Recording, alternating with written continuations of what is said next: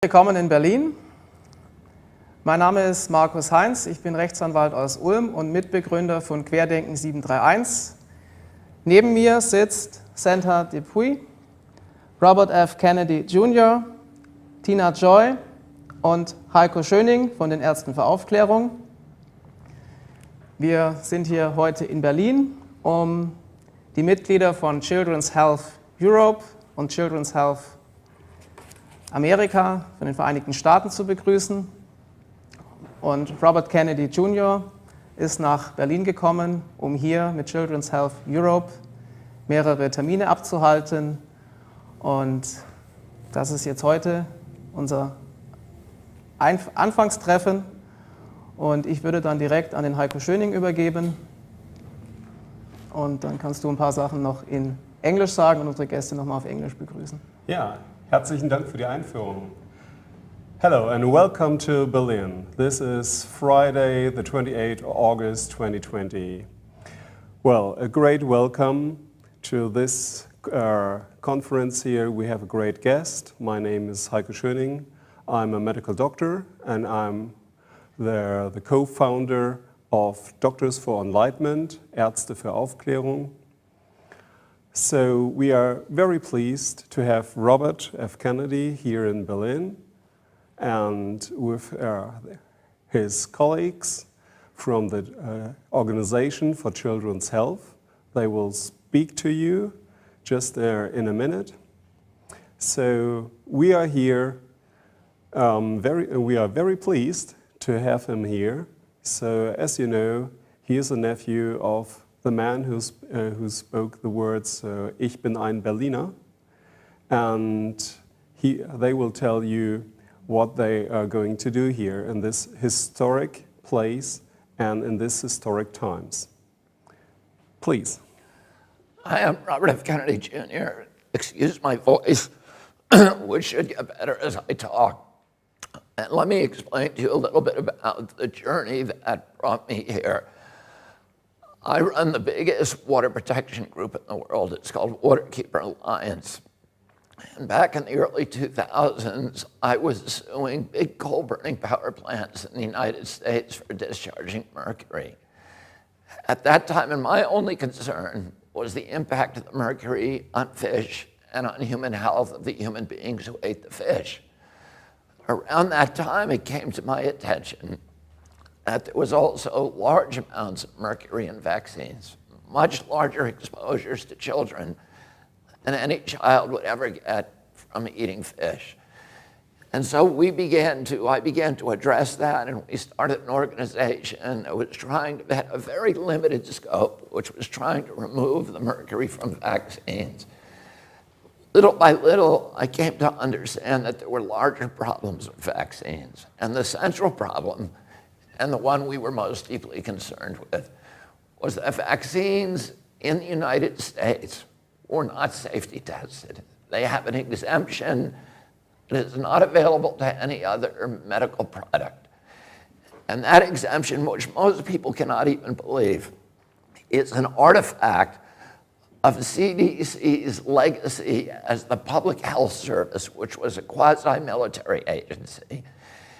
And at the time that the vaccine program was launched, the purpose was a national defense purpose. And they wanted to make sure that vaccines could be quickly formulated and deployed in order to derail attacks by foreign countries with biological substances.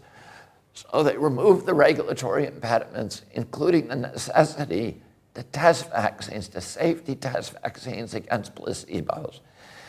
And so my very narrow purpose in starting the Children's Health Defense was to address this problem and get vaccines properly safety tested. Because if they're not safety tested, nobody can tell you with any medical authority whether that vaccine is injuring more people than it's saving. And yet, as we continued on with this advocacy, it became very clear that there were other problems as well.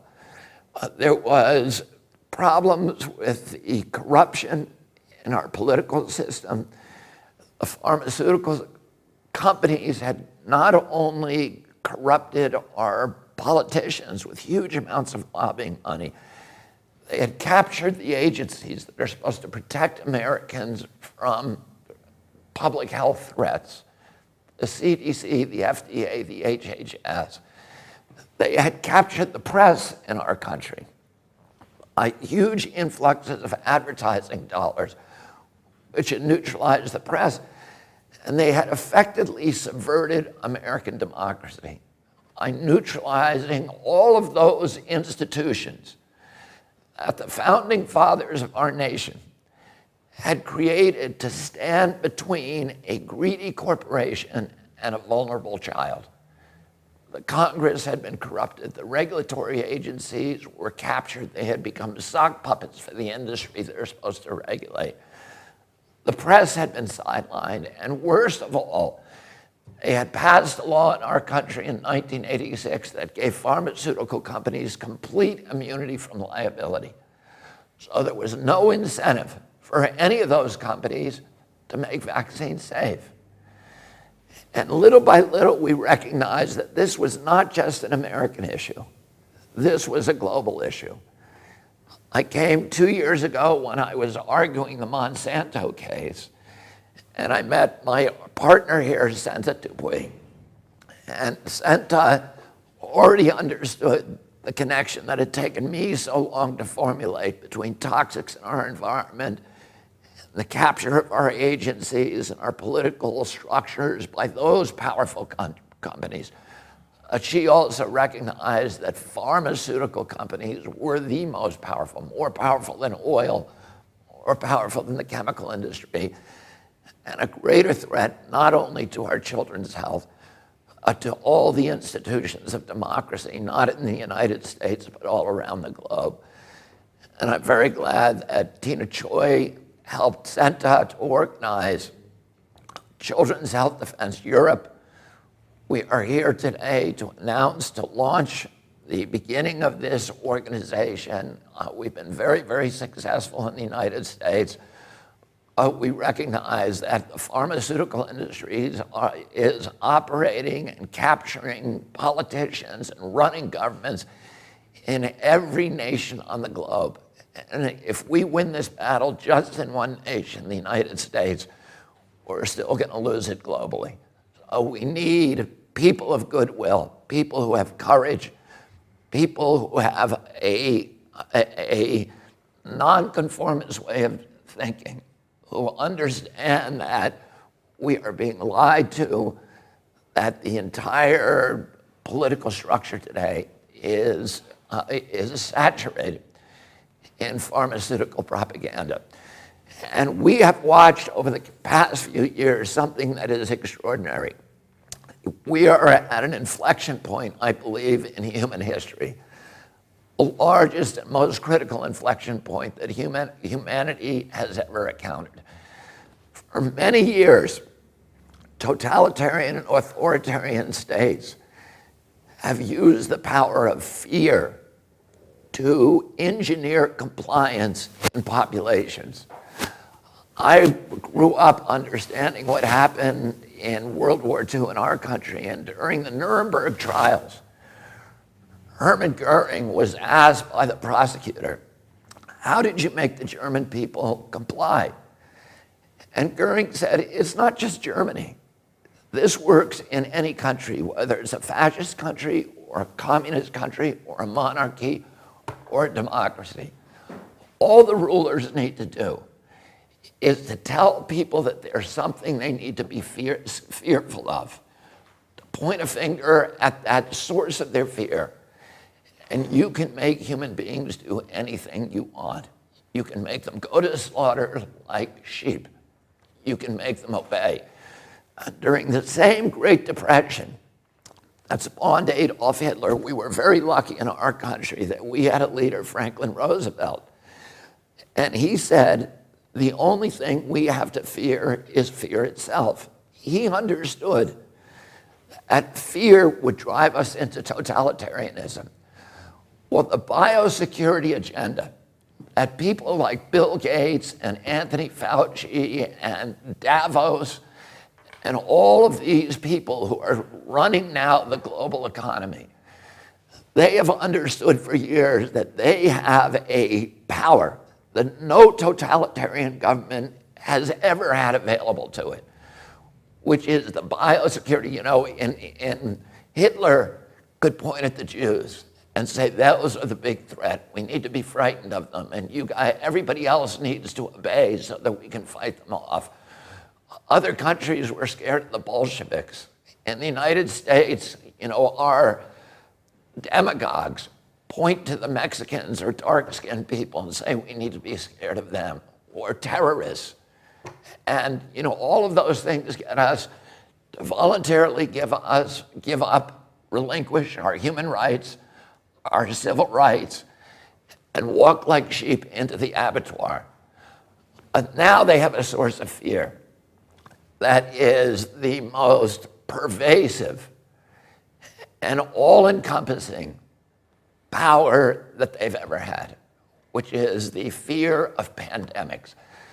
Governments love pandemics the same way that they love wars, because it gives them power, it gives them control, and it gives them the capacity to impose obedience on human beings. And today we have an inflection of new technologies that give governments the capacity to impose controls on populations that have never been imagined before in human history by any tyrant in history. We have 5G, which has created a surveillance state. 5G is not here for your benefit. It's not here so that it's going to make your life better because you can download your video game in 6 seconds rather than 29. The only reason for 5G is because it allows these big data companies run by Bill Gates and Mark Zuckerberg and Jeffrey Bezos to harvest our data, to listen to your conversations on your cell phone. They've always been able to do that, but there was no way for them to transport that data, to subject it to analytics, and then to monetize it and to sell it. Bill Gates today is building a city in Arizona, 80,000 people, with a data center that will be able to take all of this new data, the data on your Alexis in your home. You think that Alexis is working for you?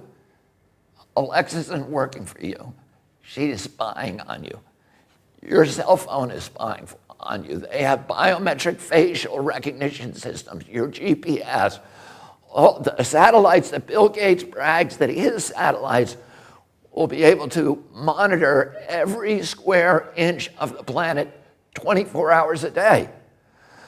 They're going to know, and then they have another innovation, which is digital currency. And once they have digitalized our currency and gotten rid of the cash economy, they have absolute control over us because they'll be able to tax every transaction.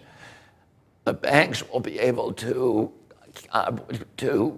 cash in on every transfer of wealth, every transaction, no matter how minuscule, no matter how small. But also they'll be able to enforce obedience, because if you're disobedient, they'll be able to shut down your bank account and starve you, and you'll have no access to cash. And many people argue that this pandemic was a plandemic, that it was planned from the outset, that it's part of a sinister scheme. I can't tell you the answer to that. I don't have enough evidence. A lot of it feels very planned to me, but I don't know. I will tell you this. If you create these mechanisms for control, they become weapons of obedience for authoritarian regimes, no matter how beneficial or innocent the people who created them. Once you create them, they will be abused. 100% guarantee that they will be abused. And all of the people who are out on the street now, who are arguing with this new imposition that we're seeing all around us of authoritarian control, of people being told, wear your mask. And you know, I think everybody in Europe everybody in Germany, everybody in the United States, if they were told, here's why you should wear a mask, here's the science that says it will help, here is the science that says it works, that you will stop transmission to other people, everybody would wear it with no problem. What we know is that we're not being dealt with honestly. We're being told, this is the science. But it's not, it's an appeal to authority. It's science because Tony Fauci and Bill Gates tell us it's science. We want to see the studies. We want to see the studies on hydroxychloroquine. We want to see the studies on whether the lockdown is killing more people than the coronavirus. We want to see real science and real risk assessments. And we are not going to take the word. My father told me when I was a child, people in authority lie. And we all, if we are going to continue to live in a democracy, we need to understand that people in authority lie. People in authority will abuse every power that we relinquish to them. And right now, we are giving them the power to micromanage every bit of our lives 24 hours a day. They're going to know where we are. They're going to know the money that we spend. They're going to have access to our children. They're going to have the right to compel unwanted medical interventions on us. The Nazis did that in the camps in World War II. They tested vaccines on gypsies and Jews. And the world was so horrified after the war, we signed the Nuremberg Charter. And we all pledged when we do that, we would never again impose unwanted medical interventions on human beings without informed consent. And yet in 2 years, all of that conviction has suddenly disappeared. And people are walking around in mass where the science has not been explained to them. They are doing what they're told. They are these government agencies are orchestrating obedience, and it is not democratic. It's not the product of democracy. It's the product of a pharmaceutical-driven biosecurity agenda that will enslave the entire human race and plunge us into a dystopian nightmare where the apocalyptical forces of ignorance and greed will be running our lives and ruining our children and destroying all the dreams and dignity that we hope to give to our children. And the launch of this organization, Children's Health Defense in Europe, is a beachhead.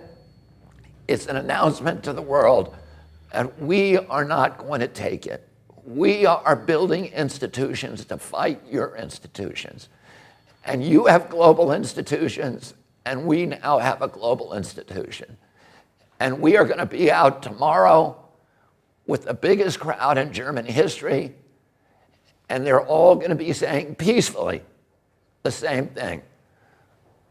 We are not going to let you take our democracy away. We are not going to let you take our health away. We are not going to let you take our freedoms away. We are not going to let you take our children away.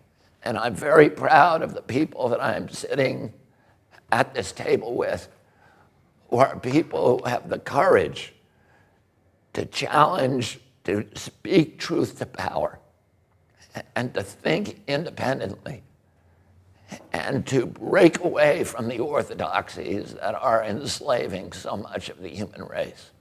Thank you.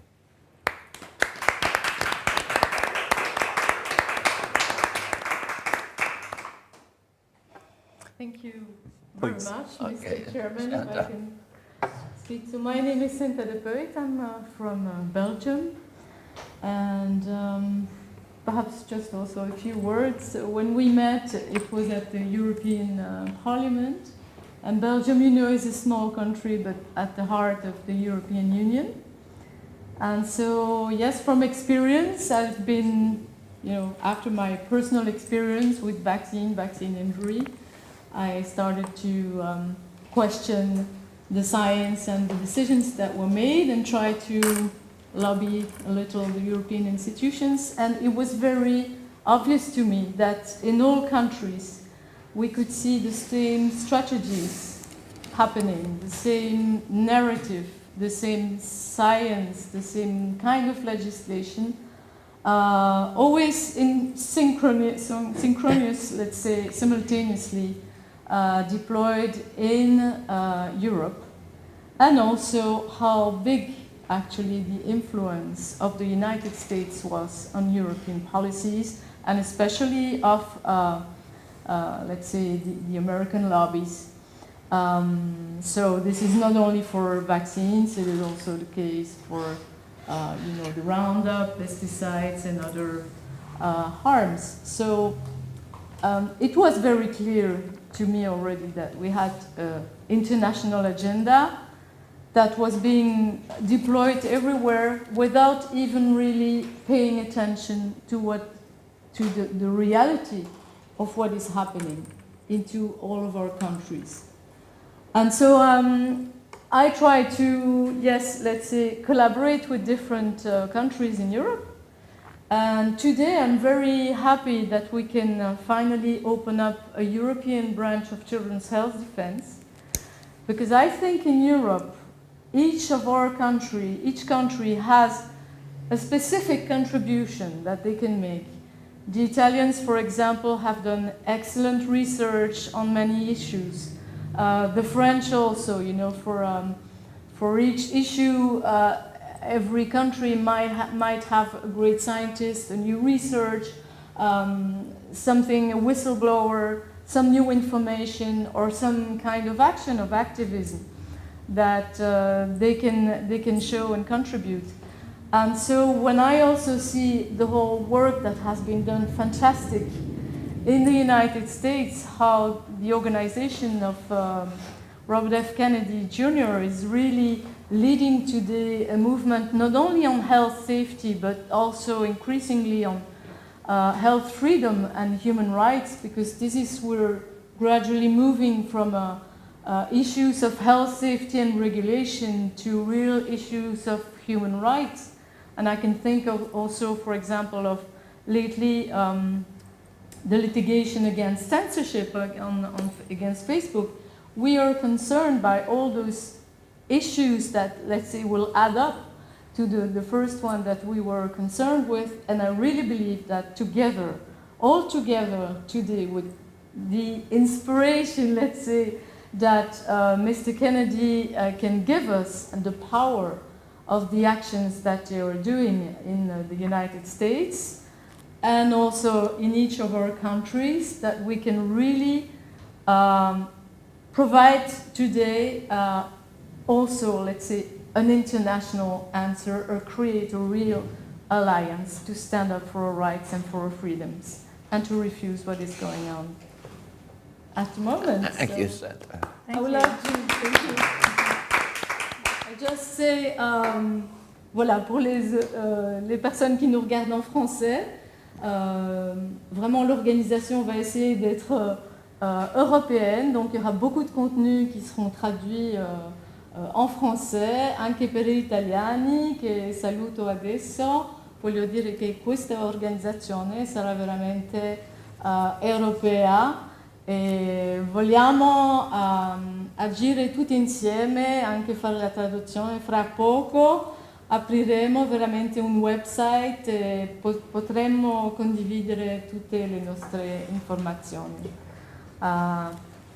Yes, so I would like now to introduce you to Tina Choy, who is our German representative of Children's Health Defense Europe, and perhaps let her speak. I am very personally very impressed by the reaction of the German people, and I must say that as a European, I am very proud of being in Germany today. I think the Germans can make the difference in history.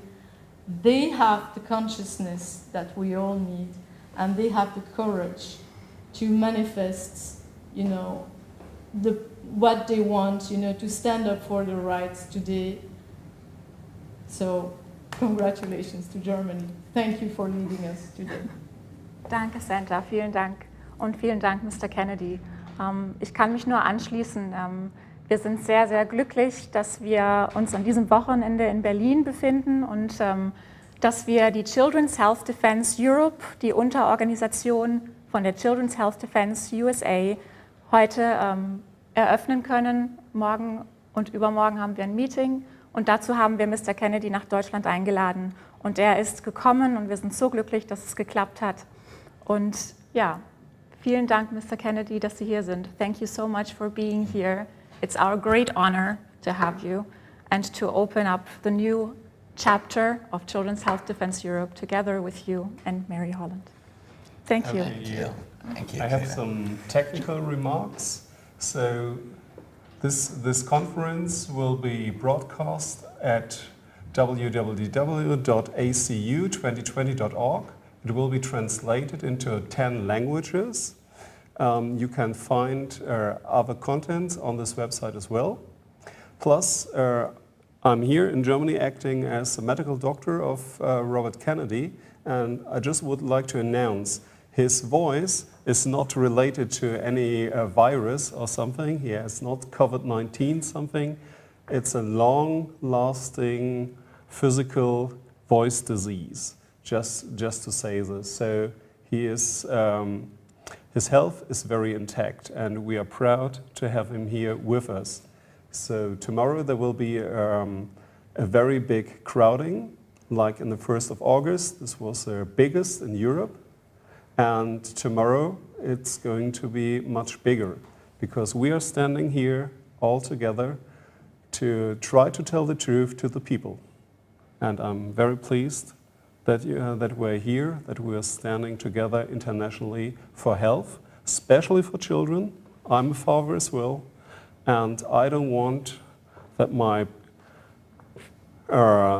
sons will suffer in the future, and I don't want to be asked by them, by my sons, "Hey, Daddy, are you too chicken or too stupid at this time?" Yeah, you gave all the remarks what we have in the 1930s. Yeah, I don't want to comment on this, but we have very special times. I agree with you, and we need to stand up and tell the truth. So thank you very much.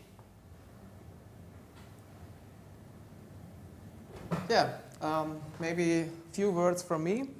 Michael Balbeck invited you to the big protest tomorrow, and you already said that you're coming. We are very pleased that you're coming, because we're a big movement for freedom, for peace. And I think this is a very strong signal to the world. First of all, that you now have Children's Health Europe, because we have a lot of problems with children's rights right now in Germany. We can talk about this later, and we will talk about in some meeting in the next days. So we are very pleased to have you here. It's absolutely fantastic, and I think we can change the world with that, what we are doing this weekend in Berlin. And so I'm happy to have you here. Maybe you can say some words in Germany. Yes. Berlin, Berlin, wir fahren nach Berlin. Exactly. Berlin, Berlin, wir fahren nach Berlin. Berlin, Berlin, wir fahren nach Berlin.